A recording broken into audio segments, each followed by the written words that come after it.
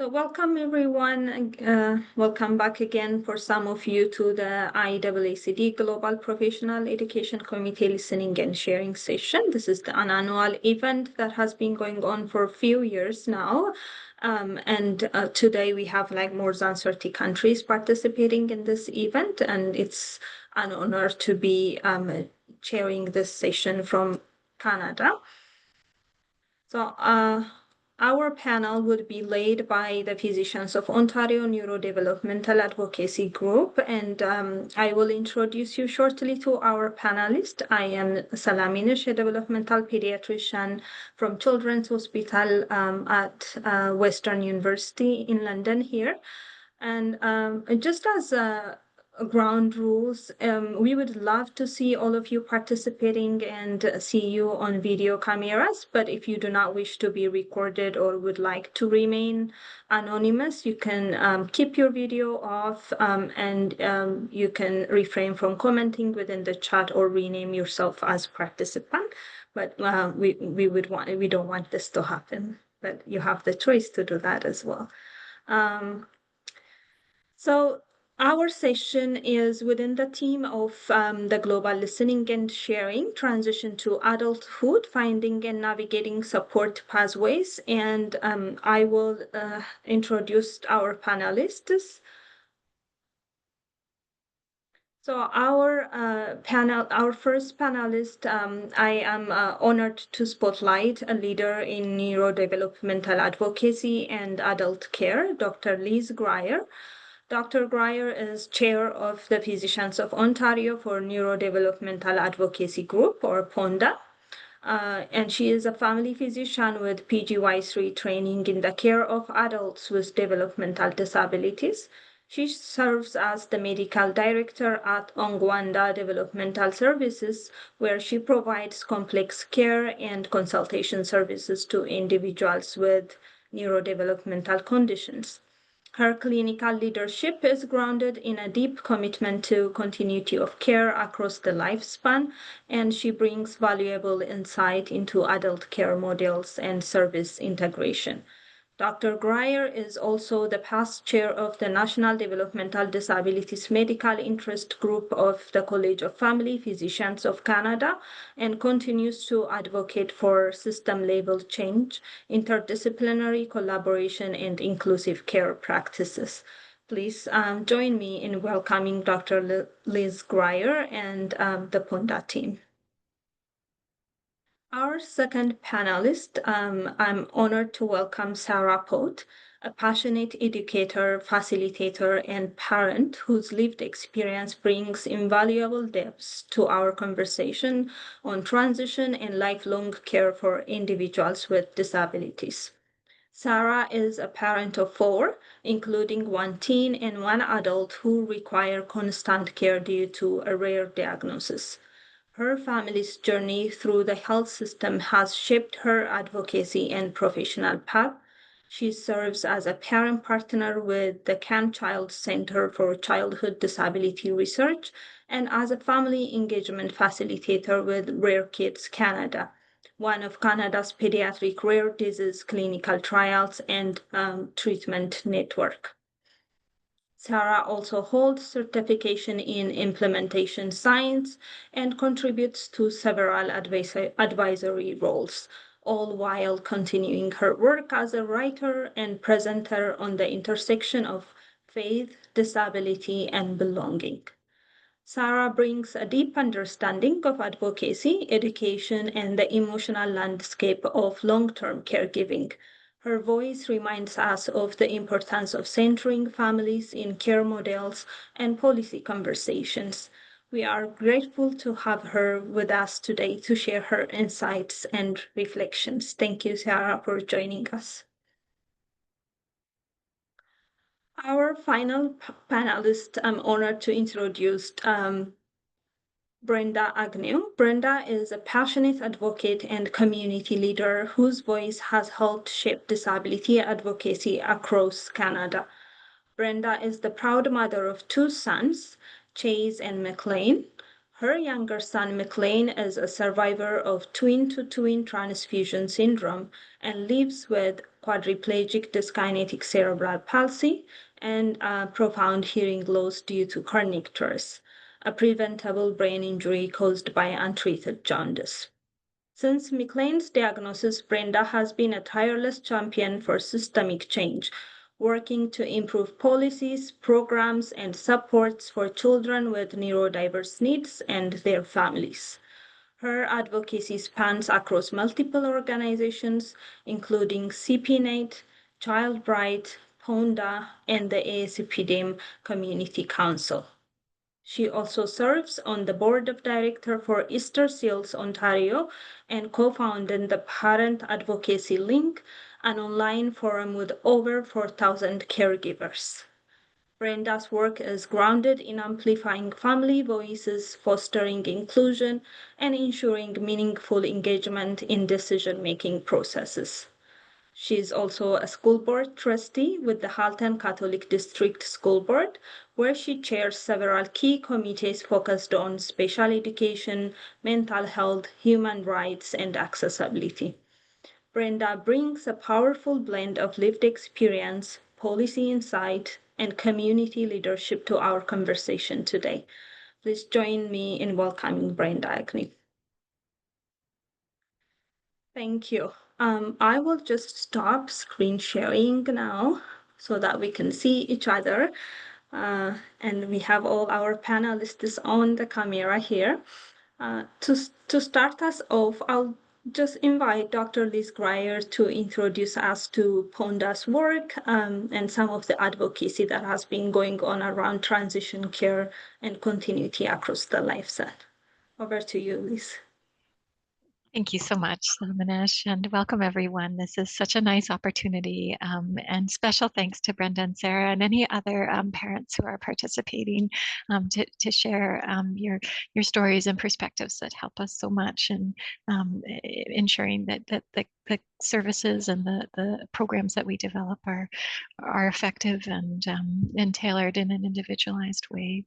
I am so delighted to be the chair of PONDA the last 2 years. Just in case you weren't aware, PONDA is a volunteer network of physicians and psychologists. We were first established in 2011, and our mission is to optimize the well-being of individuals with neurodevelopmental disabilities in Ontario by promoting well-being and evidence-informed policy and systems of care. And PONDA's always been a champion of looking forward to transition to adulthood and ensuring good quality care for people with developmental disabilities, with neurodevelopmental disorders as they transition. And they've been just wonderful in supporting family physicians like myself in after we've done our 2 years of family medicine training, following medical school, completing additional training in care of adults with developmental disabilities.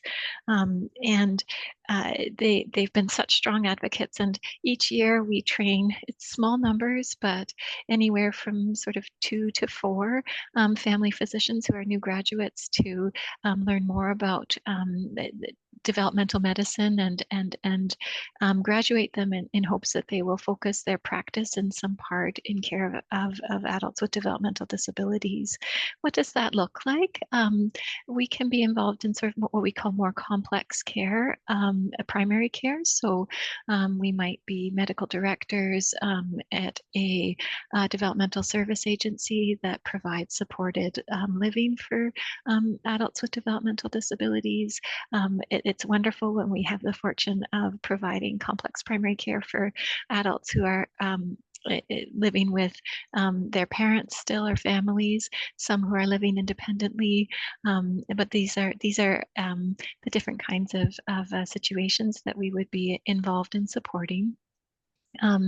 We try to have a real generalist skill set because we have to remember a couple of things. We need to know a little bit of everything. So a little bit about cerebral palsy or about spina bifida, about other genetic conditions, a bit about autism, a bit about certain common issues that can occur around feeding or swallowing, sleep issues, mobility issues, gastrointestinal issues that are relevant to this population. And there is certainly a continuum of more common conditions or conditions that might present in more unique ways that we learn a little bit more about. I forgot to mention epilepsy, that's a big one.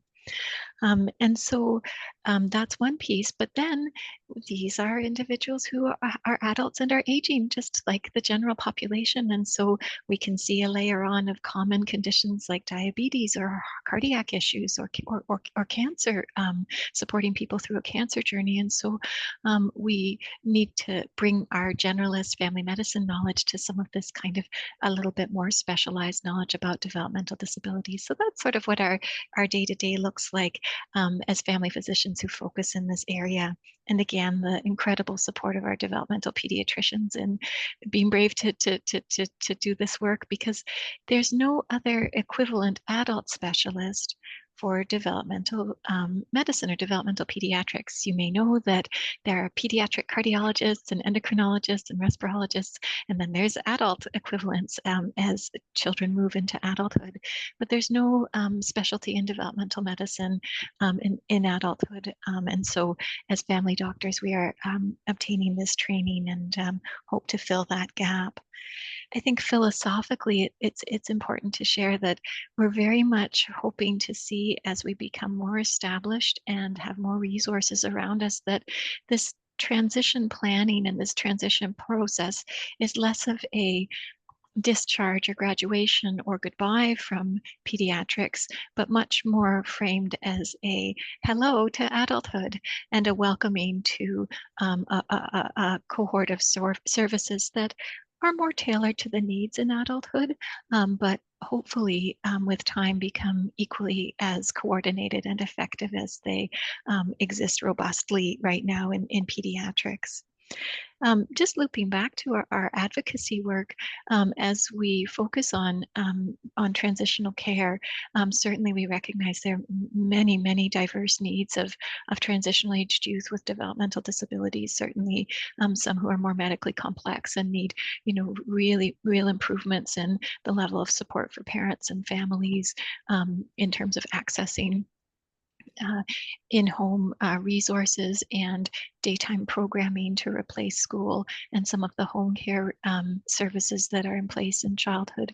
But we also are becoming aware of a very, concerning pattern of equity deserving populations who struggle with making it through transition and are at high risk of becoming disconnected from both health and social services, and are having some advocacy projects around how we might recognize that situation, anticipate it, and ensure that vulnerable family doesn't end up detached from services.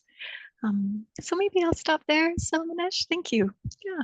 Yes, so much, Liz. That was a great highlight. And thank you for explaining the model that we have in Canada as well. I think it's a great model of integrating family physicians and overall childhood onset disability care. Thank you for sharing that in detail, Liz. My first question would be to all the panelists. Can you briefly share your journey and what transition to adulthood has meant for you or the individuals you support? I'll just start from Brenda. Thank you so much, and thanks everybody for having us here today and joining us. And I hope that we can bring some value to this conversation today. So we are, this is perfect timing. I'm in the thick of this. My son just turned 18 in August, so we are officially in the journey to adulthood, the transition to adulthood, and so we are in the thick of it right now, the good and the bad. And, I will say that our experience, it has been evolving. It has been changing. I tried to be as prepared as I could in so many ways and started this so many years before, this time now. But it's a lot different in the prep versus being in it. So now that I'm actually in it, I'm finding the experience to be a little bit more eye-opening. It's one thing to, again, identify some of the paths that you need to take, some of the resources and the things that you need to apply for and get ready for, but then to actually be in the thick of them. So my experience so far has just been one of really trying to break it down, figure it out, ask for help, and really expect the unexpected. Because as prepared as I think I may be for something, and as fulsome as I think the application I may be sending in for something is there, undoubtedly, I do receive a response that says we need this or we need this or we need this. So I'm really just trying to roll with it as much as I can in this moment, be as prepared as I can. But I don't want to start off this transition in a negative way. So I'm really trying to grasp the uncertainties and the challenges as they come for what they are, and working through the supports that I have around me to try to navigate those. Thank you so much, Brenda, for sharing that. Sarah, if you would like to share your journey and what are some of the things you've noticed as well? Yeah, I'd like to, first of all, can you hear me okay? Is my sound okay? Okay. I actually wanted to first say too, I see a number of familiar names on the call of parents, and I actually want to say thanks for being here today, because we know that even thinking about this transition can bring up a mix of emotions. Thinking like hope and uncertainty and worry and fear, and the truth is the transition is complex. Liz highlighted that, Brenda highlighted it, and it's going to look different for each family. And in this conversation today, we're going to be talking honestly about how the system can feel disjointed. But I also hope that you hear about some progress, and also possibly some ways that you can think about what this looks like moving forward for your family. I just feel like I want to do that little shout out to the families in this Zoom room. And then speaking specifically to our own family, yeah, it's been interesting because I have two children. One who's 19. I have four kids, but the two in this conversation are at home with me. Rachel's 19 and Yannicka is 16. So it's almost as if my experience with Rachel is paving the way for my experience with Yannicka. And I don't take for granted the background I have with my university education, and the fact that I have a partner, their dad, and the two of us share this journey together. And I recognize those privileges. And while I am not ashamed of those privileges, I do want to highlight that if it's feeling complicated and at times overwhelming for someone like me who has this background, I can't quite grasp how then it must be even more overwhelming for someone who is doing this journey on their own as a single parent, or someone who is having any literacy challenges in terms of reading the paperwork and understanding the documentation and what's the first step and who do I call. So as Salmanesh, you pointed out the equity earlier, so did you, Liz, and I want to highlight it as well. And Brenda and I have talked about this, even feeling like we want to share with you today what our experience is like, but we recognize that even for both of us, we can sense that inequity that exists. Because for me, with Rachel's experience, even though we knew that there was this step and this resource and that resources, as soon as we started the journey, it did feel still quite complicated. And we literally had to take it one step at a time. I am very grateful for a family doctor who said, I don't know much about this, but I'm not going to give up with you, or I'm not going to give up on you.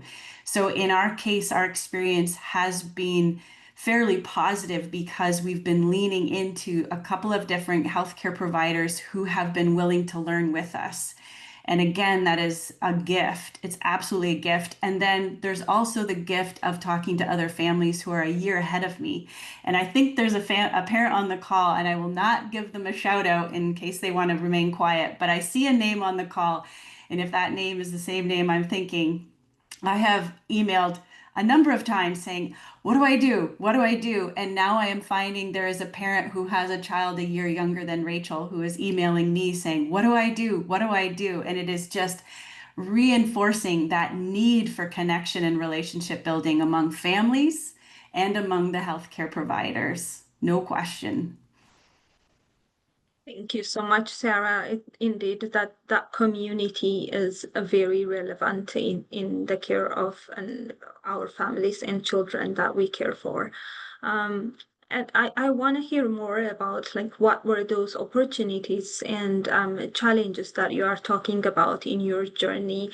And I want to start with Liz. Maybe you can tell us, like from a clinical perspective, what are some of the key opportunities and challenges you see families facing during transition to adult services.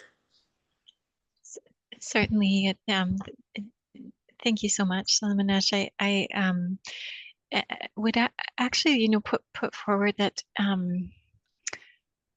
there was a well understood, very, I think we would all agree, very dark chapter in history where people with developmental disabilities were housed in institutions in our province, in our country, and there were incredible advocates who led the social inclusion and deinstitutionalization movement, and those advocates included parents who said, absolutely. We are having our child in our own home and we are figuring this out and we will work together. And look at where developmental pediatrics is today, decades later. And it's not nearly a similar kind of dark chapter in adult services, but you do hear those dark things. It feels like falling off a cliff. People talking about it was like we were just dropped and there was nothing. What it's like to navigate an adult emergency department when your adult child with a developmental disability who may not be able to report symptoms is overwhelmed by the environment in the emergency department, and so in a way these are there are really dark moments in a way that and I see families that through that time show incredible resiliency, and yet I'm sad for their resiliency that it needs to exist. It's not okay, and there needs to be better systems. But some of the pieces that shine forward are things that I hope shape adult care for individuals with developmental disabilities. Things like incredible creativity around vocational or day programming, meaningful day activities in adulthood. Incredible weaving in of multi-generations of grandparents and parents and then neighbors and other supports that come forward as social supports in adulthood. Although every sibling has a different journey, some remarkable expression of maturity, of compassion in the adult siblings of people with developmental disabilities who have the privilege of serving in practice. And so I hope that, again, while it's not really right that this resiliency occurred and that people were put in the position to have to pull things together in this way without enough supports, I hope that we do learn from some of what we're seeing right now and from all of the parents who are here in the way that adult services, when they are more established, are designed. So that would be a sort of journey reflection, is just the incredible opportunity to see these the parents pull together really wonderful opportunities in adulthood and advocate and navigate through situations that are more difficult. I think that the opportunities that exist, I guess, would be around really, can we work together to philosophically insist that this be a hello and not a goodbye? Can we move forward with that big change to say that that's wonderful that we're going to have this transition meeting from our children's treatment center. What I'm really interested in is the transition meeting for everyone who's going to be our adult team, initiating and gathering together to do that. So I think that philosophically that's an important opportunity. Having been interested in and watching all kinds of different transition programs over the years, I think that there are definitely some very significant and challenges that can be articulated. Some that are more nuanced, and others that are more concrete. And as a family doctor, who's someone who likes to think of ourselves as quarterbacking care as best we can, and coordinating care. There's real challenge around the referral process to adult specialists for those equivalent specialties for pediatrics, and opportunities certainly around perhaps more of a moving towards position statements around best practices in terms of the pediatric specialties initiating those referrals. Certainly that would be helpful and still allow us to feel like we were quarterbacking and coordinating care, but not in a way that verged on pushing the safety boundary of gaps in care while we're leaving pediatric specialists and waiting for adult specialists. Maybe I'll stop there. Yeah, thanks. Thank you so much, Liz. No, that was very well highlighted from I would agree from our clinical perspective. And when we say journey, we know I recognize it's very different for each family. So I would like to hear more from you, Brenda and Sarah. What do you mean by that journey? How did your roles as parents evolve as your children transitioned into adulthood? What support systems would have made a difference? Can you say a little bit about those? Start with Brenda. Sure, I can jump in. For the first 18 years, we had so much control. Once we figured out the system, once we were able to put our teams together, we had the ability to craft our teams when things were working, things weren't working. We were in a position where we were able to go in and strongly advocate for him. We had a big voice that we could go in and do things with. And, we had just sort of figured all of that out and been really successful in getting all of these pieces put together for him, whether this was from a healthcare perspective, from the education system, whatever that looked like. We had all of these things in place and things were going well. And we had our internal team, our family.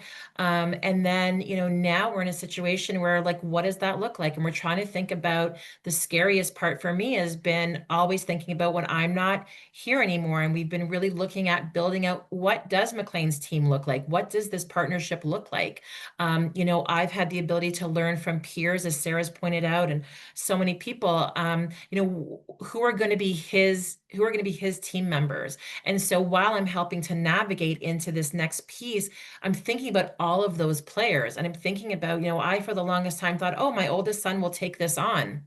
He's going to do this. We're going to provide him with the supports to do that. And we had a very heartfelt conversation this summer. He said, Mom, I don't think I can do this. I can't do what you and Dad do. I can't navigate the system the way that you can. I can't do all of these things. And all of a sudden, that fallback plan that I thought for who was going to take this ball and move it forward was suddenly not there anymore. So for me, my role has really shifted from being the person to now trying to figure out who are those people going to be and building that team around him. And then it's also a joint relationship where, McLean needs to have some shared decision making here. He needs to be able to, what is his role in all of this? We went through guardianship. Was that the right move? Was a POA the right move? We went in to set up a bank account for him and he needed to sign the form. And I'm like, well, how is he going to do that? And then the mama bear, took over and I needed him to, find his voice. So a lot of this has been much like when I let my older son go to university and figure out how to boil pasta and make water,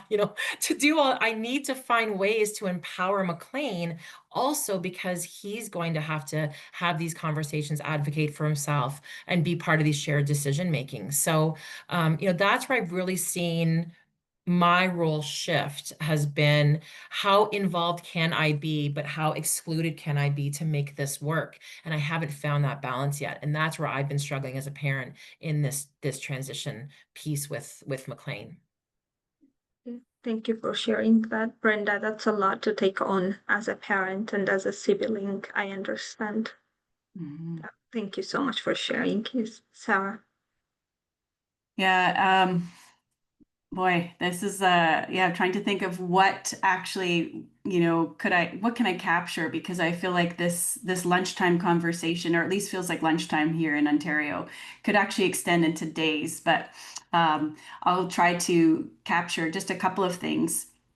Earlier, you were also asking about something that has been helpful, and I would say that I wanted to share one thing that was actually a surprise and worked with Rachel, is that when we were approaching her 18th birthday, we shared our concerns and fears with our family doctor, with our pediatrician at the Children's Hospital, and with the head of the pediatric palliative team also at the hospital, because our girls are also followed by a pediatric palliative team. And what emerged from me sharing those fears with these 3 different healthcare professionals was a combined Zoom call. So we had a 1 hour Zoom call over the course of it happened in the summer. So Rachel had just turned 18, and we did a 1 hour Zoom call with the 3 professionals and myself. And it was literally a share session to equip our family doctor to feel more confident in providing that quarterback care that Liz so creatively described. And I would say this has been the challenge, is we have shifted in the care of Rachel from everything being at the Children's Treatment Center and everything being at the Children's Hospital to now our family doctor, and turning to him and saying, so how can you help us coordinate all the different services that we were in the past accessing in a full building? We had everything at the Children's Treatment Center. We had everything at the Children's Hospital. Now we're turning to one individual and saying, how can you help us? We've since brought on board another family doc, or another doctor who also sees quite a few different adults in this space. And he and I had a conversation recently where he said it does feel as if right now still the system is taking these children who are leaving the pediatric system from a full system of care and turning to one individual and saying, okay, now you set up the rest of the services. And that's not a healthy or practical way of moving forward. And so that's been the challenge for us as a family, is to think about how do we, and Brenda said this too, build a team of support around both of our girls. In our case, our girls can't contribute to the decision making for a number of reasons. And so we need to also build people around them who will, to their very best, advocate for our girls. Whether or not we're present, we want to do this work together. So again, I would say, I think what really caught me as a parent was, now I've got to find a new team of support, because I was going to a full building of care and now I'm going to one person. And that isn't right. That's like taking 10 different balls that are being juggled by everyone and turning to one person saying, all right, have at it, juggle all 10 for us. So definitely a shift in terms of responsibility, and now looking for a new team to support us. But going back to that Zoom call that I shared, recognizing that there is some creativity in this. And I am so grateful for that 1 hour Zoom call, because it really became a bit of a linchpin in the care that is currently happening for Rachel.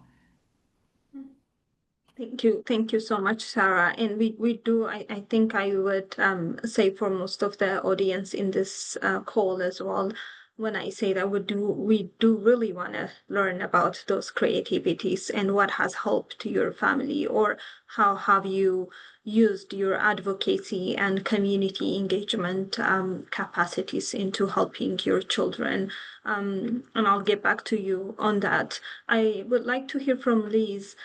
What models or practices have you seen that successfully support youth with developmental disabilities in adulthood? I know you mentioned a little earlier, but if you would like to highlight. Certainly. So definitely there are a host of clinical tools that we utilize, and one of them is a transition tool. And there are many, many different transition tools and maps and models that are out there. These are on the Surrey Place Center primary care portion of the website there. And there is a transition tool that was developed by family physicians in part, co-created with pediatrics as well, but to highlight some of our needs as receiving care providers. So please feel free to look at those. In a moment, I can put the link there in the chat.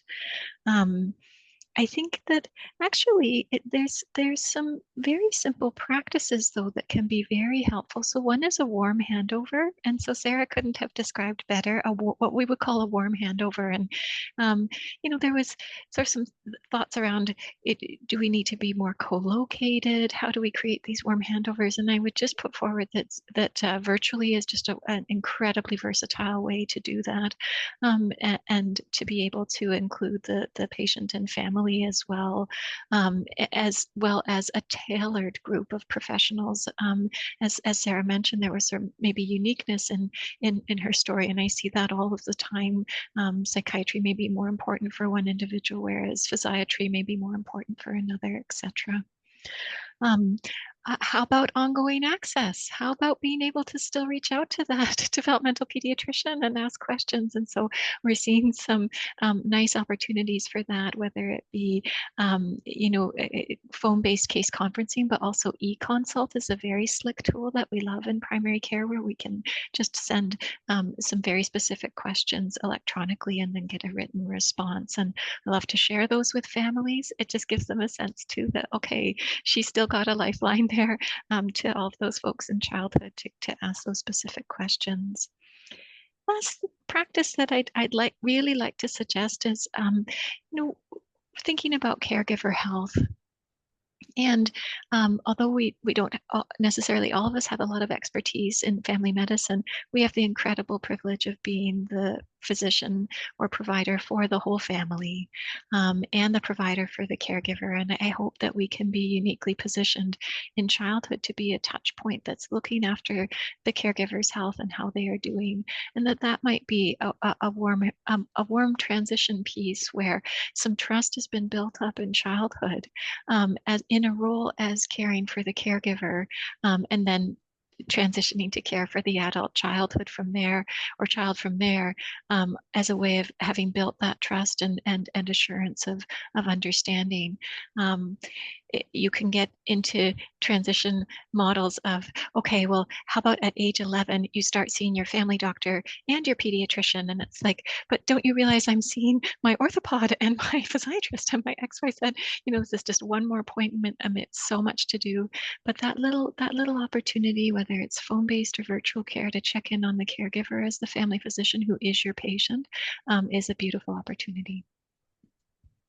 Thank you so much, Liz. And I want to circle back to Sarah and Brenda about those advocacy and community engagement, and how has that helped your family, so that we can pass it on to our resourceful audiences here. And I want to engage everyone with a positive final thoughts from Brenda and Sarah, and you can tell us what has been helpful as well. Brenda, go on. This is a positive and a negative, and I'll explain it in a second why. The huge piece for me has been the peer support. And, Sarah talked about it. This has been something that I have built a model around for me. In the first 18 years of navigating everything when it came to McLean, I've been fortunate enough to also offer advice when I was able to other people. And I'm so grateful for the community, their ability to support one another, to be resourceful and and finding resources and supports to be able to explain things, to be able to give all of those nuances and do all of those things. And I'm so grateful for that. But where I say and that's such a positive, but the negative part around that, I don't want to be a negative, but the negative part around that is that we shouldn't have to necessarily rely on the work that other families are doing that continue to have to dig into things. It is such a privilege to be able to have access to that.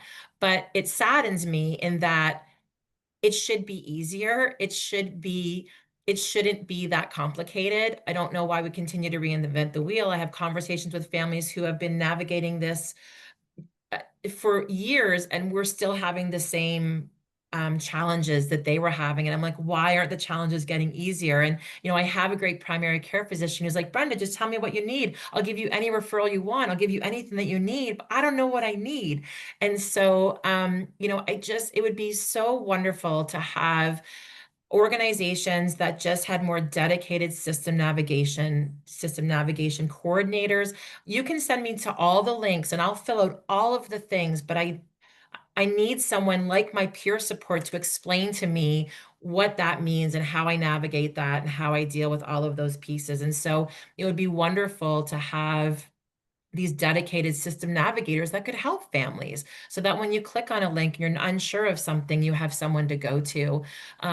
This information that's being shared today, these things are so vitally important that we have these conversations and we share these resources. But without these, I wouldn't know where to find these. I wouldn't know where this information existed. And so I also, I'm so happy for Sarah's relationship she's being able to slowly build with her care providers, but I'm a little bit jealous of that because that's not the consistency and continuity we see across the spectrum. And so we have people who are able to have these wonderful conversations and navigate what these next steps might look like together and share fears. Not everybody has that. So how do we begin to build that continuity and consistency so everybody that's going through this transition has an equal access to opportunity to have it be as successful as possible? And I don't have the answer to that, but it's something I'd love to work towards as we look at ways to address these gaps. Thank you, Brenda. Sarah, you can take on. Yeah, and I would echo the desire for seeing more support in system navigation. Salamanesh, when Liz had said earlier about the care for the caregiver, I remember a conversation I had with an organization here in the Niagara region as Rachel was approaching her 18th birthday, and they said, well, we have this support system you can tap into. And I asked if they then help with navigating the system and support with paperwork. And they said, oh, no, we don't do that. We will just listen to you, and here are some resources for self-care. And I said, okay, that does not get me any further ahead. I can appreciate you have a desire to support self-care, but for me to even think about self-care, I actually need someone to help me navigate the system and possibly walk me through some of these applications that I need to fill out because they're a bit overwhelming. So I had to kind of laugh at the system navigator wasn't actually a system navigator. And so I do think there's a need to look at our larger system, to look at flexible extended care where you can reach out and talk to, some of those physicians after the 18th birthday and ask, for some advice. And I think some of that is starting to happen. I know that it has helped us to be talking to some of these different healthcare providers in advance of the 18th birthday, just checking in and saying, I'm not asking you for a prescription. I just want you to know that this is how Rachel's doing. We look forward to eventually seeing you more frequently for checkups. Just building that relationship. But as Liz pointed out, that's a lot of time. And I had that time. I don't believe every family has that time to invest in building that relationship in anticipation of the 18th birthday. And to Brenda's point around the when she had said, the fact that it is going smooth for us right now, and I agree. And one of the things that's unique is because right now Rachel's healthy. We are not in medical crisis right now. We have been in plenty of crises. We have had some very, very traumatic experiences early in her life. In these last 5 years, it's been pretty quiet. And I think that's also why I can say so far, so good. But if we have a crisis, what is that going to look like? Because now I can't run over to the pediatric hospital. I need to go to my local hospital. And is that emergency department ready for my medically complex kiddo? It begs the question. I go back to this idea that families are the ones carrying that full weight of navigating the systems. And what would it look like if that burden of coordination was shared by the leaders, decision makers, by the family physicians? I would love to see more of a clinic kind of style where we can go and access, a number of different wise individuals who can help us. That system navigators are part of that. I look at, we talk about this transition into adulthood. A lot of the services that I can access are about group homes or community programming, but they're not about the medical supports or the medical needs or the ongoing care that's required for kids like mine. So I do want to point out some of the links we popped in the chat, and I'm hoping that those links will be saved because those ones have been helpful. Brenda's put some in, I've put some in. There are helpful resources out there, and it is so important that we as families and we as physicians, as individuals committed to this, that we share what's working. And that hopefully someday it actually becomes something more streamlined instead of scattered, because it still feels scattered. Yeah, thank you. Thank you so much, Sarah. And I just want to say that we learn a lot from you. And I can say that as a provider, as a developmental pediatrician, and also with a little bit of experience with a family with who lived with a disability. But I just want to take a moment to recognize the incredible strengths you as parents walk in this journey every single day. And Sarah, you have also mentioned there are a lot of parents in this call, and I would like to hear from them and hear if there are any questions from the audience as well. But this is a complex health system, and where we don't have a straightforward access to services to these users and adolescents and children transitioning to adulthood. And I wish it could be as easy as Liz has been emphasizing, saying hello to adulthood. But unfortunately, it's not, and that's what we are hearing. But I want to say you are not only caregivers, you are leaders, educators, and change makers. And I personally have learned a lot from you, and thank you for sharing your stories. Thank you, Liz, for being here and sharing your model of practice and all the great work you have been doing. At this moment, I would like to open it to the audience and hear from the audience as well. Please share your questions, feedback, any models or practices or that have worked for you and your family. We would love to hear from you. Please take it on. Feel free to unmute and speak. Or put anything in the chat as well if you'd like. While waiting our audience to prepare their question or make up their mind, I just want to ensure that we will get all the links that you guys have shared, and we'll send it to all the audience that have attended today over your emails on the registration. Yes, Michelle, please go ahead. Thank you. I had a question that popped up earlier. Dr. Liz, when you were speaking near the beginning about training family physicians to prepare them for taking on more complex cases, do you have any suggestions for finding family doctors that have the capacity to take on more complex cases, or um, how would families, from your perspective, be able to identify a willing family physician for such training? Thank you so much, Michelle. So they're really, you know what, I represented sort of the highest amount, or if it's all right to say that, most intensive amount of training, which would be to have an extension of our residency program to learn for care of adults with developmental disabilities. There's sort of a range of different levels of intensity that a family physician could be involved in. One program, and I'll put it in the chat in a second, is the ECHO program. So it's sort of an extension of community health outreach, I think is what it stands for. And it just allows family physicians to be part of a group-based community of practice learning. And so that's an opportunity. And then, of course, the tools and guidelines and the courses that we provide around them on the Surrey Place website there.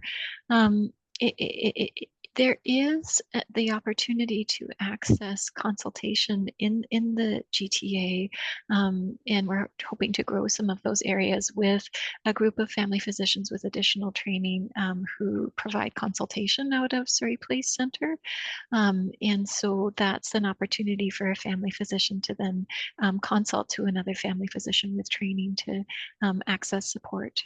And so families are able to request that consultation. That's one couple of ideas there. Wonderful. Thank you, Liz. Thank you, Michelle, for the question. I know there is no one thing that we can change, and we talked about a lot of things, but one question I wanted to ask you was, if you had the power to change one thing about the current transition process, what would that be?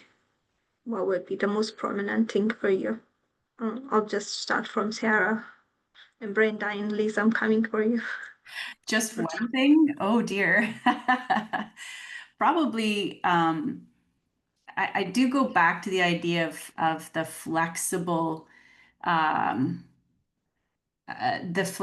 care plan with when a child is approaching the 18th birthday. I don't quite, I cannot understand why as soon as that child turns 18, that suddenly it's like a light switch. And it does feel like in our experience with Rachel, we've had it with some of our care providers where there's an open door, give us a call. We'll still talk to you. We aren't disappearing. And then there are others who are like, no, this is the line. And so we don't cross it. And I look back at the call to action from the Canadian Pediatric Society. I think it was 2022 when there was that same line around that flexible extension for care beyond the 18th birthday. I feel like that is one step because it buys a family some time to still build that next step afterwards. Because even though there's lots of talk about approaching the 18th birthday, it is still emotionally challenging for a family when that child turns 18. So to think about a flexible extension, just to have a bit more time to build that next community of care, to me makes a lot of sense. Thank you. Thank you, Sarah. Brenda. Yeah, I would absolutely agree. That has been, it shouldn't be they turn 18 and everything. We, we could think about, are we delaying the transition? But I really feel that if we're intentional in that flex piece, if we have the ability during that 18th year, if you will, to really focus on that transition piece, because the reality is like right up until that 18th birthday, we're actively engaging in clinic visits and we're doing things and we're having to, take care of his health. And so using that year or using that time frame, whatever that is, it doesn't have to be defined. But being able to put all of those ducks in a row during that year. And I'll tell you, like with our children's treatment center, we can stay with several of those clinics until his 19th birthday. And I walked into one the other day and she said, Mom, it's okay, you can breathe. Because I was like, she said, we have time. We have time. And to hear that and to know that I didn't have to have it all done, that I did have some time to get some things done was really, really important. And we've had similar conversations at Sick Kids about, trying, because the reality is that with so many of our kiddos, it's not black or white. The issues that they're dealing with are not concrete. And so, who's going to do a cecostomy tube? That's a really great question, Brenda. Let's not panic. Let's find some time for who that right person is going to be. And so, having that flex time, and I think the physicians would all really benefit from that as well, to be able to take the time. What are the next steps? Use that year to figure things out, and ease us in so that when we get to that point, we're a little bit more prepared right across the board. So I would love to see some flexibility in that, because again, not every child is different and their needs are, different. So I would very much echo that. If we had one thing we could work on, I would love to see that drop off not be a drop off. Thank you. Thank you, Brenda. Liz? No, I would really like to echo that as well. And then I'll put in a little plug for a health-based care navigator and some supports around that quickly afterwards. But it seems so silly design-wise that we would schedule so many transitions exactly at the same time. Why are we doing a massive health transition at the same time that we're transitioning out of school? Extending pediatric services more towards the 25 age mark allows for a little bit of time from that 18 to 21 age mark out of school. And yay, we've got all the way until who knows, 50s, 60s, 70s. Like I've got a 90-year-old with developmental disability in my practice. So, we've got lots of time to hang out in adulthood. So if pediatrics could help us out that way with a little bit more support longer, that would be great.